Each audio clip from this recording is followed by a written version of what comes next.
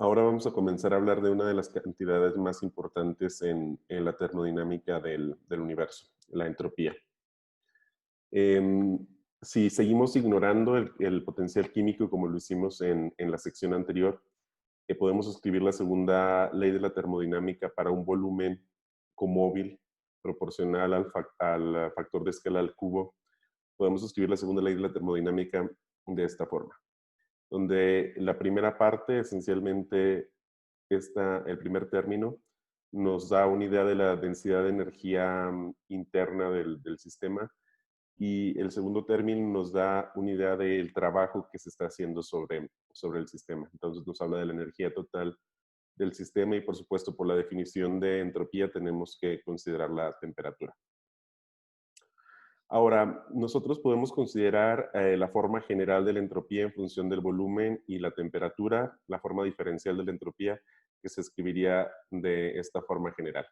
Esencialmente, la derivada total va a ser las derivadas parciales respecto al volumen veces el cambio de volumen, con la derivada parcial por en función de la temperatura y la derivada total de la temperatura. Y por supuesto, para que sea integrable la función debe cumplirse esta igualdad entre las segundas derivadas de la entropía. Y haciendo estas consideraciones podemos llegar a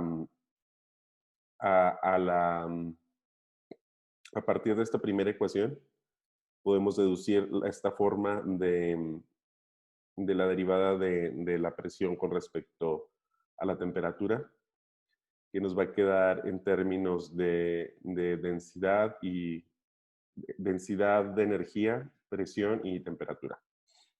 Todo en función de la temperatura. Y sustituyendo esta expresión en la primera forma general, digamos, que teníamos para la entropía en nuestro sistema, obtenemos esta ecuación, que como vemos ahora queda en términos de densidad de energía y presión en ambos términos de la ecuación. Y ahora nos queda de una forma tal que puede ser más fácilmente integrable.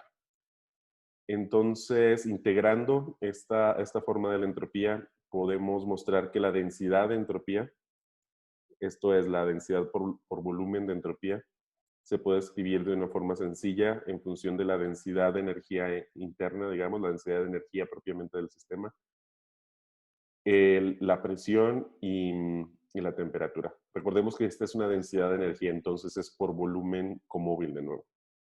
Y dado que es por volumen comóvil, entonces nos queda esta condición. Recordemos que en general decíamos cuando hablamos por primera vez de la termodinámica del universo, decíamos que nuestra expansión es adiabática, porque por la condición de isotropía y homogeneidad del universo, cada volumen comóvil que consideremos va a ser equivalente al siguiente volumen comóvil y no va a haber una diferencia espacial clara entre diferentes volúmenes comóviles, por lo tanto no va a haber una transferencia de energía neta entre estos diferentes volúmenes comóviles. Entonces nuestro universo se expande adiabáticamente y por lo tanto podemos escribir esta condición para el universo. Es la condición de que el universo sea adiabático, eso es, no hay cambio de la entropía en función del factor de escala, y si lo escribimos en términos de densidad de entropía, nos queda ahora la densidad de entropía multiplicada por el volumen comóvil, esencialmente el factor de escala al cubo,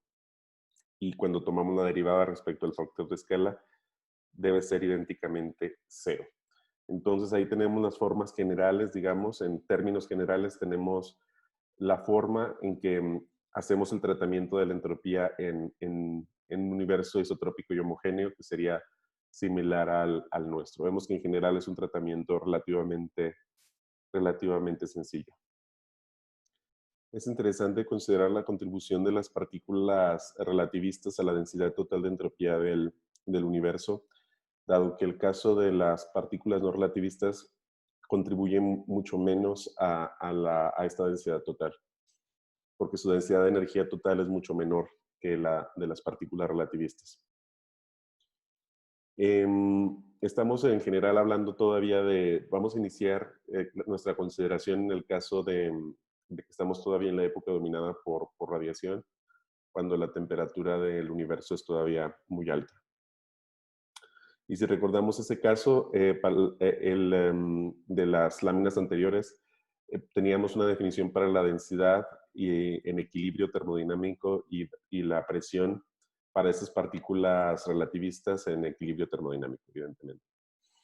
Y a partir de esa definición y con las fórmulas que acabamos de ver, podemos definir la densidad de entropía para esas partículas relativistas. Y nos queda expresada en la forma que tenemos aquí.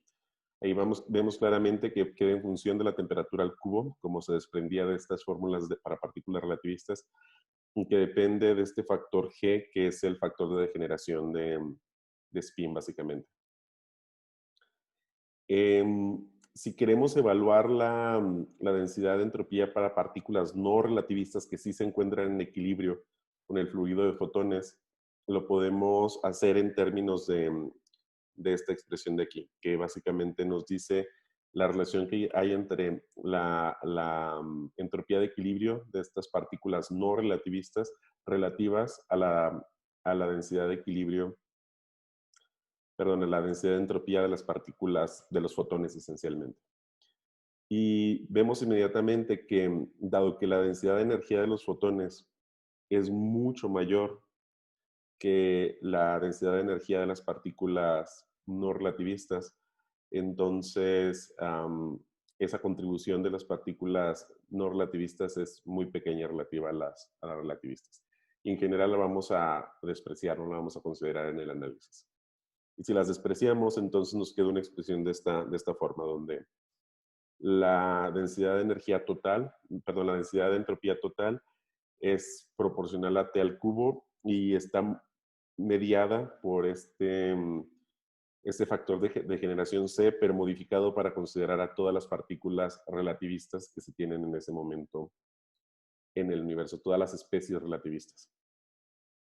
Entonces, esa suma la vamos a hacer sobre los bosones, que si recordamos, llevan un factor de 1 esencialmente, y sobre los fermiones, que llevan un factor 7 octavos. Y lo que hacemos es, lo que vemos inmediatamente de la expresión que tenemos aquí, y recordando que la entropía, el cambio de entropía debe ser 0, entonces la cantidad de densidad de entropía, como vimos en la lámina anterior, la cantidad de densidad de entropía por el factor de escala al cubo debe conservarse. Se deduce inmediatamente que el factor de escala, va a ser proporcional al factor de degeneración de spin por esta relación. Básicamente el factor de degeneración de spin a la 1/3, la temperatura a la 1 y el factor de escala a la -1.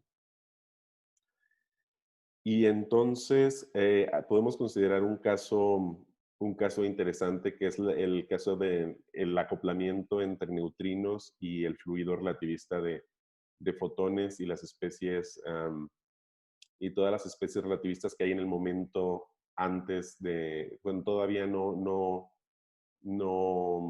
tenemos la recombinación, esencialmente a energías muy altas.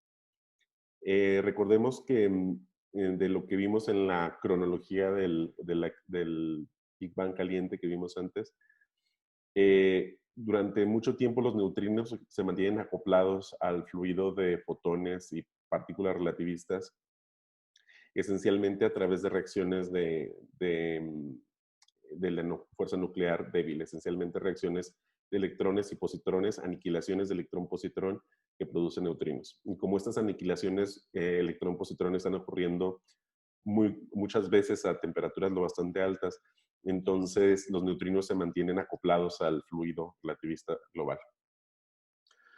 Pero a la temperaturas menores a la energía de 1 megaelectronvolt, estas aniquilaciones comienzan a ser cada vez más raras. Y entonces los neutrinos comienzan a desacoplarse de este fluido de relativista, el fluido de fotones. Pero bueno, en ese momento, sin embargo, los neutrinos, como tienen una masa prácticamente igual a 0, sin embargo, siguen siendo todavía relativistas. Siguen siendo una partícula relativista, pero desacoplada ya del fluido de fotones, y su temperatura decrece como a la -1, porque siguen siendo una partícula relativista.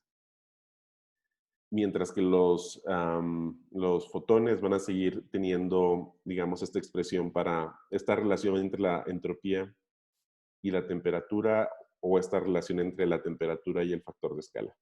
Vemos que para los fotones la temperatura va a decaer efectivamente proporcional a al factor de escala la -1, pero moderado o mediado por el factor de degeneración de spin a la 1/3. Cuando la temperatura sigue cayendo, cuando la temperatura sigue cayendo, una cosa que debemos ver aquí es que mientras que se mantengan las mismas especies en modo relativistas, lo bastante relativistas, digamos, lo bastante calientes, digamos, con la suficiente energía cinética, este factor no va a cambiar realmente, porque recordemos que es la suma de todas las partículas, sobre todas las especies relativistas, todos los bosones y todos los fermiones. Entonces, inicialmente no ocurre nada nuevo. Los fotones tienen una temperatura que sigue siendo la misma que había antes del desacoplamiento de los neutrinos, y los neutrinos mantienen también la misma temperatura. Pero cuando la temperatura cae todavía más, hasta del orden de medio megaelectronvolt, los electrones también empiezan a separarse de este fluido de fotones. Entonces ya vamos a tener un cambio importante, porque ya no vamos a tener esa contribución de los electrones del lado de los fermiones al factor de generación de spin. Entonces eso va a cambiar la relación de temperatura entre los fotones y los neutrinos, porque este factor de degeneración de spin va a ser diferente, y entonces la temperatura de los fotones va a caer de un modo distinto a la temperatura, a la forma en que está cayendo la temperatura de los neutrinos. Y en general la temperatura de los fotones va a ser mayor que la temperatura de los neutrinos. Y la expresión que podemos evaluar para saber cuánta diferencia de temperatura va a haber va a ser esta expresión de aquí, donde tenemos la temperatura de los fotones antes de este desacoplamiento de los electrones del fluido relativista, la temperatura de los neutrinos también después de este desacoplamiento, y la temperatura comparado con la temperatura de los fotones después del desacoplamiento y de los fotones antes del desacoplamiento. Entonces tenemos que se debe conservar esta igualdad, y eso va a ser proporcional esencialmente al factor de degeneración de spin antes del desacoplamiento, dividido por el factor de degeneración de spin después del desacoplamiento, y todo elevado a la 1/3. Entonces lo único que tenemos que evaluar es cuánto valía este factor de degeneración de spin antes y después. Y bueno, antes tenemos que sumar sobre todo las especies relativistas. Entonces tenemos la contribución de los fotones, que son un bosón, entonces llevan el factor 1 en esta ecuación.